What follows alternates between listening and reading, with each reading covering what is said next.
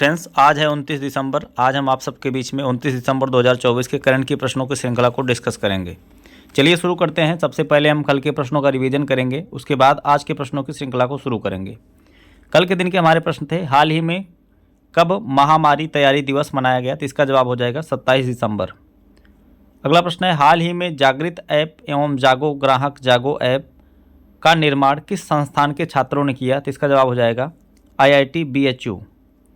भारतीय रेलवे ने किस राज्य के या केंद्र शासित प्रदेश के अंजी खड्ड पुल का ट्रायल रन पूरा किया? तो इसका जवाब हो जाएगा जम्मू कश्मीर। हाल ही में वनडे में 2 बार 6 विकेट लेने वाले पहली भारतीय महिला क्रिकेटर कौन बनी है? तो यहाँ पर हो जाएगा दीप्ति शर्मा।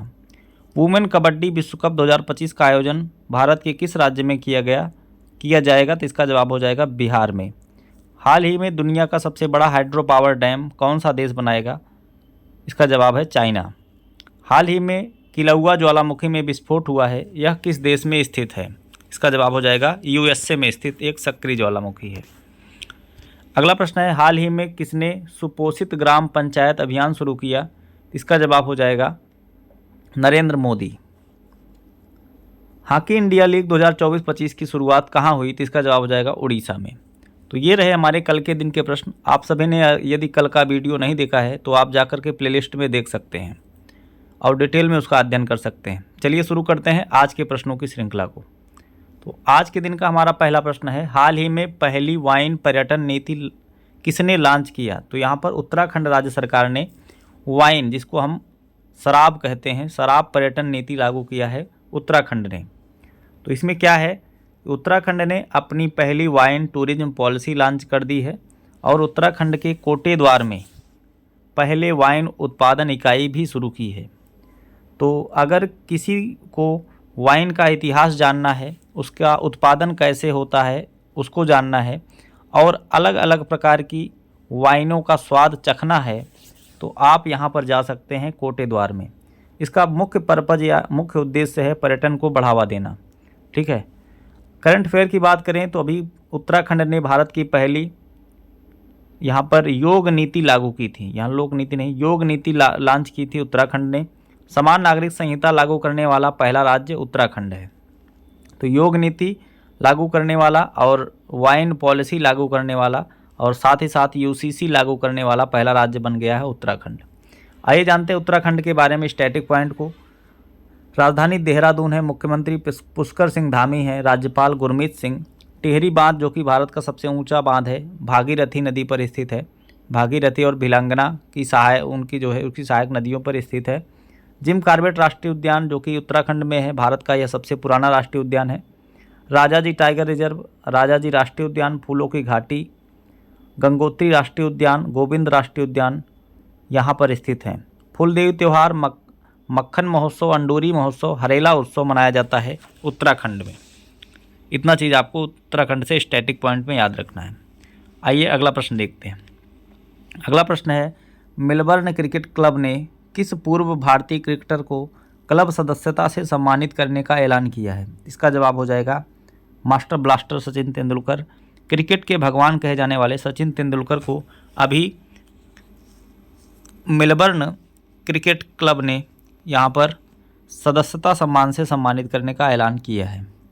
तो मेलबर्न क्रिकेट क्लब भारतीय क्रिकेट के महान बल्लेबाज सचिन तेंदुलकर को क्लब सदस्यता से सम्मानित करने का ऐलान किया है। ऑस्ट्रेलिया के सबसे पुराने क्रिकेट क्लब में से एक मेलबर्न क्रिकेट क्लब की स्थापना 1838 में हुई थी। आप लोग बताएंगे ऑस्ट्रेलिया की राजधानी और मुद्रा और वहाँ के करंट में राष्ट्रपति कौन है? हाल ही में किस देश की क्वींस यूनिवर्सिटी, बेलफास्ट और कावेट्री यूनिवर्सिटी गुजरात में गिफ्ट सिटी में अपना परिसर स्थापित करने जा रही है? तो यहाँ पर हो जाएगा इसका जवाब ब्रिटेन। तो ब्रिटेन की यह यूनिवर्सिटी है क्वींस यूनिवर्सिटी और अभी यह गुजरात के गिफ्ट सिटी में अपना परिसर स्थापित करने जा रही है, अपना एक कैंपस यहाँ पर स्थापित करेगी। आप लोग कमेंट बॉक्स में बताएंगे IIT मद्रास ने अपना कैंपस किस देश में स्थापित किया है, अपना परिसर किस देश में स्थापित किया है? अगला प्रश्न देखते हैं। अगला प्रश्न है, पार्कर सोलर प्रोब ऐतिहासिक रूप से सूर्य के सबसे करीब पहुंच गया है, यह किस स्पेस एजेंसी से संबंधित है? इसका जवाब हो जाएगा नासा।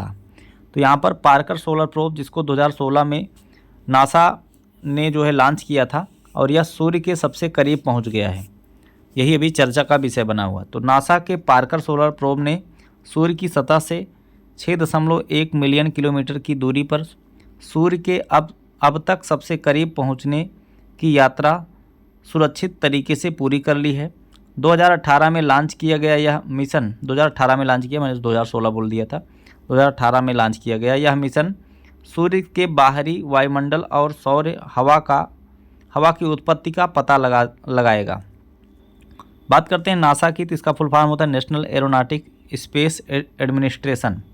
स्थापना 29 जुलाई 1958 को, मुख्यालय वाशिंगटन डीसी में है। अध्यक्ष हैं विल नेल्सन। अभी नेक्स्ट अध्यक्ष की नियुक्ति की जा चुकी है यहाँ पर, इनका नाम है जारेड इसाक मैन, ठीक है, जिनकी नियुक्ति किया है अभी डोनाल्ड ट्रंप ने अगले अध्यक्ष के रूप में नासा के। तो जारेड इसाक मैन अभी अगले नियुक्त किए गए हैं नासा के चेयरमैन। आइए देखते हैं अगला प्रश्न। किस केंद्रीय मंत्री ने विकसित पंचायत कर्मयोगी पहल शुरू की है? तो अभी हमारे देश के केंद्रीय जो है साइंस एवं प्रौद्योगिकी मंत्री डॉक्टर जितेंद्र सिंह के द्वारा विकसित पंचायत कर्मयोगी पहल शुरू की गई है, ठीक है। तो यहाँ पर डॉक्टर जितेंद्र सिंह के द्वारा इसको शुरू किया गया है। केंद्रीय मंत्री डॉक्टर जितेंद्र सिंह ने अटल बिहारी वाजपेयी की स्वामी जयंती के उपलक्ष्य में सुशासन दिवस के मौके पर, स्वामी नहीं यहाँ पर सौवीं जयंती होगा भैया, सौवीं जयंती के उपलक्ष्य में सुशासन दिवस के मौके पर विकसित पंचायत कर्मयोगी पहल शुरू की है। इसका उद्देश्य निर्वाचित प्रतिनिधियों और अधिकारियों की क्षमता और योग्यता बढ़ाकर पंचायती राज संस्थाओं को मजबूत बनाना है। अगला प्रश्न देखते हैं। 2024 में कौन सा देश 129 बिलियन डॉलर के धन प्रेषण के साथ सबसे बड़ा प्राप्तकर्ता बनकर उभरा है? इसका जवाब हो जाएगा अपना देश भारत। तो भारत 129 बिलियन डॉलर के आमद के साथ 2024 में धन प्रेषण का सबसे बड़ा प्राप्तकर्ता बनकर उभरा है। अब यहाँ धन प्रेषण का मतलब क्या होता है?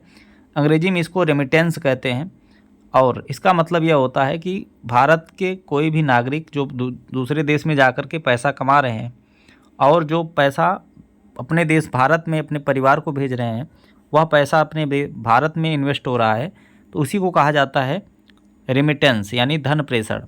एक होता है एक शब्द एफडीआई। एफडीआई का मतलब होता है फॉरेन डायरेक्ट इन्वेस्टमेंट।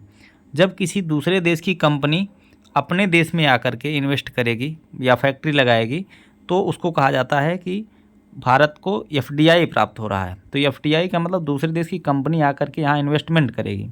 और रेमिटेंस का मतलब होता है जब कोई भारत का नागरिक किसी दूसरे देश में जाके पैसा कमाएगा और वो पैसा भेजेगा, वो पैसा भारत में आके खर्चा होगा, तो उसको कहा जाएगा धन प्रेषण। तो धन प्रेषण के मामले में भारत सबसे ज़्यादा यहाँ पर प्राप्तकर्ता बना है 129 बिलियन डॉलर का। नंबर 1 पर भारत है, दूसरे पे मैक्सिको है, तीसरे पर चाइना है। 2024 में धन प्रेषण की वृद्धि दर 2024 में धन प्रेषण की वृद्धि दर 2023 में दर्ज 1.2% की तुलना में 5.8% होने का अनुमान है। पिछले दशक में धन प्रेषण 57% की वृद्धि हुई है, जबकि एफडीआई में 41% की गिरावट आई है, ठीक है, पिछले 10 सालों में। तो ये सब नोट में आप लोग ध्यान में रखिए। अगला प्रश्न देखते हैं। अगला प्रश्न है, हाल ही में किस देश ने नए स्टील्थ फाइटर जेट J-36 का अनावरण किया? तो इसका जवाब हो जाएगा चाइना ने। तो चाइना ने अभी 6वीं पीढ़ी का फाइटर जेट बनाया है जिसका नाम है J-36। अभी इसको जो है इसने लॉन्च किया है। चाइना की बात करें, चाइना की राजधानी बीजिंग है, यहाँ की मुद्रा रेनमिनबी है, राष्ट्रपति हैं शी जिनपिंग। चीन ने अभी मानवयुक्त अंतरिक्ष यान शेनझोउ 19 लॉन्च किया था। हाइड्रोजन से चलने वाली एशिया की पहली ट्रेन चाइना में शुरू की गई। भारत ने चाइना के BRI परियोजना में शामिल होने से इनकार कर दिया। चांग-E 6 चाइना का चंद्रयान मिशन है। हाल ही में चीन ने शेनझोउ 18 अंतरिक्ष यान लॉन्च किया है। दुनिया की सबसे गहरी भूमिगत प्रयोगशाला का उद्घाटन चाइना ने किया है। चीन में मीथेन से संचालित दुनिया का पहला रॉकेट JUICA-2 लॉन्च किया गया। पेरिस ओलंपिक 2024 में 220 पदकों के साथ चीन शीर्ष पर रहा। चीन ने दुनिया का सबसे तेज़ रोबोट लॉन्च किया है। बैडमिंटन जूनियर चैंपियनशिप 2024 चीन में आयोजित किया गया। चीन ने दुनिया की पहली carbon fibre high speed train का अनावरण किया। दुनिया का सबसे बड़ा हाइड्रो पावर डैम अभी चाइना ने बनाया है। आइए देखते हैं अगला प्रश्न। हाल ही में विजयवीर सिद्धू ने 67वीं राष्ट्रीय चैंपियनशिप में पुरुषों की 25 मीटर रैपिड फायर पिस्टल स्पर्धा में कौन सा पदक जीता? तो इन्होंने जीता है गोल्ड मेडल, स्वर्ण पदक जीता है। और ये हैं आपके विजयवीर सिद्धू, इन्होंने ही जीता है अभी 67वीं राष्ट्रीय चैंपियनशिप में गोल्ड मेडल। अगला प्रश्न देखते हैं। हाल ही में थर्ड आई एशियाई फिल्म महोत्सव का 21वां संस्करण कहाँ आयोजित किया जाएगा? तो इसका जवाब हो जाएगा मुंबई में आयोजित किया जाएगा थर्ड आई एशियाई फिल्म महोत्सव का 21 नंबर का संस्करण। तो इसका आयोजन किया जाएगा 10 से 16 जनवरी 2025 को मुंबई के ठाणे में। ठीक है, इसको आप लोग ध्यान में रखिए। अगला प्रश्न देखते हैं। हाल ही में भारत ने किस देश से आयातित एलएनजी ईंधन टैंकों की डंपिंग रोधी जांच शुरू की? तो इसका जवाब हो जाएगा चाइना। तो चाइना से आने वाले लिक्विफाइड नेचुरल गैस ईंधन का जितने भी टैंक आ रहे हैं उनको डंप कर लिया जा रहा है, डंपिंग रोधी जांच शुरू की है। तो मतलब कोई भी व्यक्ति यदि उनको जो है गुप्त रूप से छिपा करके बेच रहा है, डंप कर ले रहा है, तो उसकी जांच शुरू किया है भारत ने। ठीक है, इसका जवाब हो जाएगा चाइना। चाइना से मैंने स्टैटिक पॉइंट्स अभी पढ़ लिए। अगला प्रश्न देखते हैं। हाल ही में भारत और किस देश के बीच सूर्य किरण सैन्य अभ्यास का आयोजन किया जाएगा? इसका जवाब हो जाएगा नेपाल। तो नेपाल और भारत के बीच में होता है सूर्य किरण नामक सैन्य अभ्यास। यह 31 दिसंबर 2024 से 13 जनवरी 2025 तक चलेगा। इसका आयोजन इस बार नेपाल के सलझंडी में आयोजित किया जा रहा है। इस बार इसका 18वां संस्करण है। इसमें गोरखा राइफल्स रेजिमेंट की टुकड़ी शामिल की जाती है। बात करते हैं नेपाल की राजधानी यहाँ की काठमांडू है। मुद्रा नेपाली रुपया। केपी शर्मा ओली यहाँ के प्रधानमंत्री हैं। राष्ट्रपति हैं रामचंद्र पौंडेल। नेपाल में तिहार उत्सव मनाया गया। पारंपरिक जीतीय त्यौहार मनाया जाता है नेपाल में। अशोक राज सिंगडेल ने नेपाल की सेना अध्यक्ष के रूप में शपथ ली है। नेपाल अंतर्राष्ट्रीय सौर गठबंधन में शामिल होने वाला 101वां सदस्य देश बना है। नेपाल के नेवार समुदाय ने महापूजा उत्सव मनाया। काठमांडू नेपाल में भारत नेपाल पर्यटन सम्मेलन का आयोजन किया गया। नेपाल जो है चीन के बीजिंग में बेल्ट रोड इनिशिएटिव के हस्ताक्षर कर दिए है। BRI परियोजना जो चीन की है उसमें शामिल होने वाला पड़ोसी देश बन गया है अपना नेपाल। तो यहाँ पर करंट की प्रश्नों की श्रृंखला समाप्त हुई है। आप लोगों को यदि वीडियो पसंद आया तो लाइक करिए, ज़्यादा से ज़्यादा लोगों के पास शेयर करिए। चैनल पर नए हैं तो चैनल को सब्सक्राइब करें। मिलते हैं नेक्स्ट वीडियो में। Thanks for watching.